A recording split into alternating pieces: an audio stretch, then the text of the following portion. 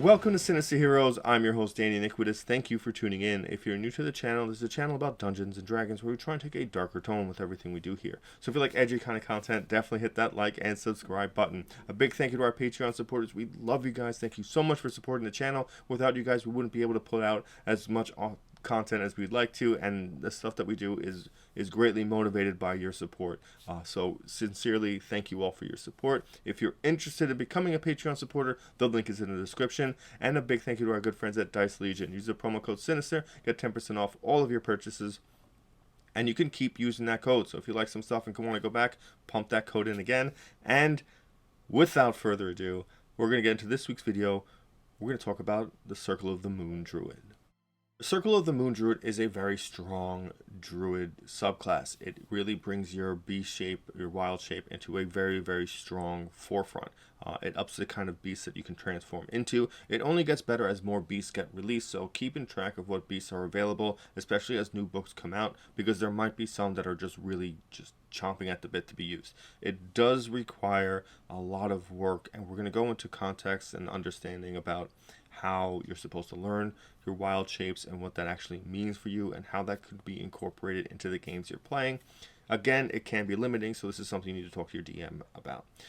Secondly, this subclass is the more popular idea, especially of the current world of druids, where you're just constantly turning into a wild animal and using that to your benefit. This is your tank, this is your DPS, this is your I'm going to survive no matter what happens kind of circumstance. It was heavily liked once it was released because everyone felt it was better than the land druid, because the land druid was more of a caster, which we'll go into at some point, and kind of more attuned to a wizard who did natural and elemental kind of magics. So the important thing you gain at second level is combat wild shape. When you choose this circle at second level, you gain the ability to use wild shape on your turn as a bonus action rather than as an action. Additionally, when you transform by wild shape, you can use a bonus action to expend one spell slot and regain 1d8 hit points per level of the spell slot expended. This is a great combat usage utility kind of ability, because your wild shape can do a variety of things. In non-moon druid and non-spores druid, you can use your wild shape in non-combat situations for utility, and it can be a great boon to what you're doing. The rogue needs to go explore, you can go turn yourself into a tiny little spider and rock with the rogue so the rogue has backup. You can do unique things with your character when you start to break away from just combat purposes and start to dive into some of the more utility things. It opens up a whole new world that often gets lost in the shuffle of when you start seeing videos about D&D. A lot of it's very combat focused, and I do the same thing. A lot of these videos that I do have to do with revolving around how combat abilities work. But wild shape is one of those things that if you start to break away from combat, you really create a new unique understanding of how the druid class works. Circle forms. The rights of your circle grant you the ability to transform into more dangerous animal forms. Starting at second level, you can use your wild shape to transform into a beast with a challenge rating as high as 1. You ignore the max CR column of the beast shapes table, but must abide by the other limitations there. Starting at 6th level, you can transform into a beast with a rating as high as your druid level divided by 3 rounded down. So this is how you keep pace with challenge rating and what beasts you can turn into. As the game progresses and releases more and more books, anything that incorporates beasts will now be available for your wild shape. The issue that comes about is how, and this is no fault to anyone in between, but often the regulations as to how you learn a wild shape gets lost. Some people take for granted the fact that you must have seen this beast at one point in your life in order to transform into it. And some people are just like, oh, I hit this level, I'm just going to look through the CR of beasts and pick one. And yeah, sometimes it works depending on your DM, what you want and what you can do. In my mind, you do need at least a way to explain why you know this animal. in some form whatsoever. Maybe it could even be a smaller version. I don't know, a lot of higher up animals, it's like, oh, giant scorpion, giant crab, and if you've seen a regular crab, maybe that was what you were trying to do, but because you've gained so much power in the dominion of your druidic practices, that that power oversaturated what you were going for, and you created a giant version of whatever it was. I'm with it. I like that. Again, I do like things to kind of be reflective of my character. So if I'm going to pick, like, maybe I picked insects, so all my wild shapes are insects, or maybe all my wild shapes are reptilian. Whatever it is, I kind of try to keep that kind of packed. I do love the idea of a warforge kind of made out of wood. And this is a concept I have sitting on the bench waiting for a campaign for it to be used in. So it's a moon druid warforge that's made out of wood. So when he transforms, he kind of transforms like a transformer, but you get to hear this great like sliding and bending of wood as all the pieces mix and match and flow into place. I think that's just a cool concept. I like the idea of it. I think it'd be great just to have him just carry a shield, and then when it's time to attack and he's not in like, wild shape, maybe he turns its hand into like almost like a spear, and then uses primal savagery, and that's his attack. Like, I think, it's a cool concept I really love to explore. But you can use unique things to make your wild shape cool. Like if you're a lizard folk, maybe all of your wild shapes look like reptile versions of whatever it is. You turn into a bear, but it's got scales and it still kind of looks like a giant crocodile. I think stuff like that is pretty cool. Or like if you're a Yuan-Ti and you're using wild shape, everything looks like a snake, or some sort of snake infused version of it. So you kind of live out that wonderful Yuan-Ti dream of being more snake-like and more of a hybrid than a regular person. And I think that feels cool, and that feels like who your species is doesn't get lost when you become a wild shape, unless that's your thing and you just want to be whatever it is. Primal Strike. Starting at 6th level, your attacks in beast form count as magical for the purposes of overcoming resistance and immunity to non-magical attacks and damage.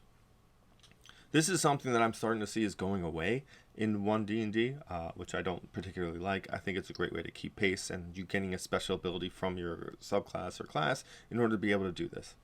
And it only happens in a couple of things, but I think it's important to the subclasses that do get it.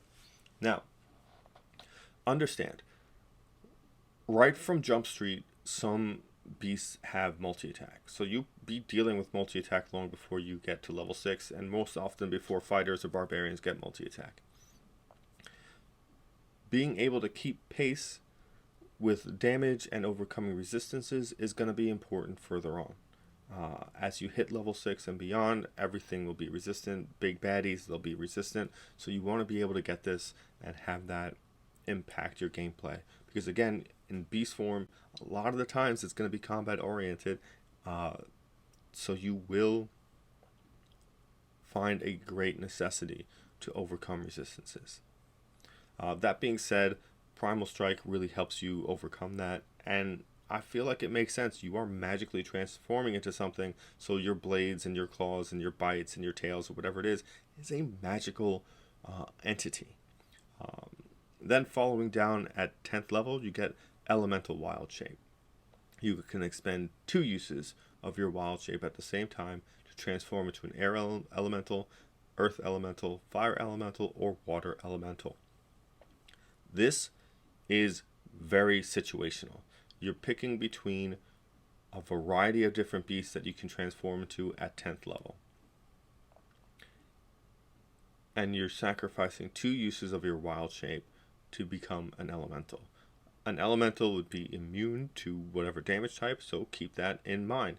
But also, if you're fighting something that's dealing a specific damage type, being immune to it and dealing that damage might not be beneficial. But in a very few cases that you do find something is vulnerable to a certain element, that can be very useful. How you discover that vulnerability in combat is a little hard to kind of do. You kind of got to work around it. I think it's worth the effort, even if you know what a monster is because you fought it a bunch of times, to memory dump how it works for the benefit of the actual campaign or the game, or especially if there are people that have never fought that monster before. Again, elemental wild shape, it's something you really got to weigh the weight of what you're doing on, and you really have to know the stat blocks of the air, earth, fire, and water elementals in order to be able to make the best use out of this. At 14th level, you gain 1,000 forms. You've learned to use magic to alter your physical form in more subtle ways. You can cast the Alter Self spell at will. Now, understand that any spell that you can cast at will, it's dependent on what you're actually doing that can really manifest its strength. Now, first and foremost, Alter Self has a bunch of uses. First and foremost, you can make yourself breathe underwater. You can change your appearance to look anything like another species if you wanted to, as long as it has the same kind of physical arrangement. It doesn't change your height, so it's got to be about medium size and kind of your build. But you want to look like a changeling, you can look like a changeling. You want to look like a hobgoblin, you can look like a hobgoblin. But you can't give yourself additional limbs or anything like that, or augment yourself that way. So for infiltration, that's pretty incredible. And it also gives you a natural weapons ability, which lets you use your unarmed strikes and deal 1d6 bludgeoning, piercing, or slashing damage based on what natural weapons you choose. You're proficient with this attack, and you have a +1 bonus to attack and damage because it's a magic +1 weapon that you kind of turn yourself into. This is obviously a great way to infiltrate and be sneaky and give yourself some utility. I think that's the better benefit of this spell as opposed to natural weapons, because again, at this level, you're really rocking out pretty high with what you can do already with your beast shape, with your wild shape, and being at 14th level. This being the level 14, the final ability that druids get, I do want to talk about in the event you find yourself a level 20 druid. There is a final ability that you get as a druid, your capstone, that is Archdruid, which gives you an unlimited amount of wild shape. Now, the thing to understand is, as a moon druid, you can turn into wild shape as a bonus action. As a bonus action. At higher levels, a druid in wild shape can still cast spells. If you're a druid at 20th level and you're fighting something, you're most likely going to be in wild shape if you're a moon druid. And if you get knocked out of wild shape, your next turn, you're going to bonus action back into wild shape. And you're going to continuously do this.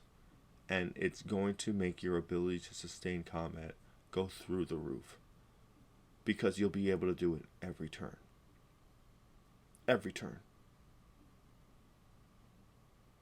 It's a huge pile of HP that has to get chewed through. As you become larger and larger creatures, you become more of a problem to get around. And it's very difficult to maneuver around a mammoth. But you have these abilities to consistently keep yourself going, to consistently replenish that. And you can cast spells, so you can heal yourself. If you break out, maybe you cast Cure Wounds on yourself, go back into wild shape. It makes you insanely tanky. Again, it's 20th level. The chances of somebody seeing it, very few and far between, but just understand the power that that can give to you.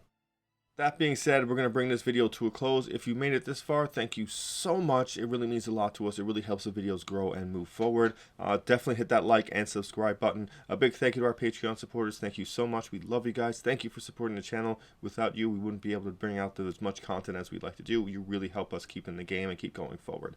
And a big thank you to our good friends at Dice Legion. Use the promo code Sinister, get 10% off all of your purchases, and you can keep using that code. So definitely buy your DM stuff. They've earned it. Without anything else left to say, thank you for giving a spooky kid a chance.